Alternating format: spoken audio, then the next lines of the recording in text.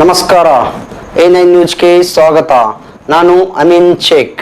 ದಿನಾಂಕ 20/11/2024 ಕರ್ನಾಟಕ ಸರ್ಕಾರ ಲೋಕೋಪಯೋಗಿ ಸಚಿವರು ಹಾಗೂ ಬೆಳಗಾವಿ ಜಿಲ್ಲಾ ಉಸ್ತುವಾರಿ ಸಚಿವರಾದ ಸನ್ಮಾನ್ಯ ಶ್ರೀ ಸತೀಶ್ ಜಾರಕಿಹೊಳಿ ಅವರು ಬೆಳಗಾವಿಯ KLE ಸಂಸ್ಥೆಯ GNMSC ಕಾಲೇಜಿನ BS ಜರಿಗೆ ಸಭಾಂಗಣದಲ್ಲಿ ಜರುಗಿದ 71ನೇ ಅಖಿಲ ಭಾರತ ಸಹಕಾರ ಸಪ್ತಾಹ 2024 ಕಾರ್ಯಕ್ರಮವನ್ನು ಉದ್ಘಾಟಿಸಿ ಮಾತನಾಡಿದರು.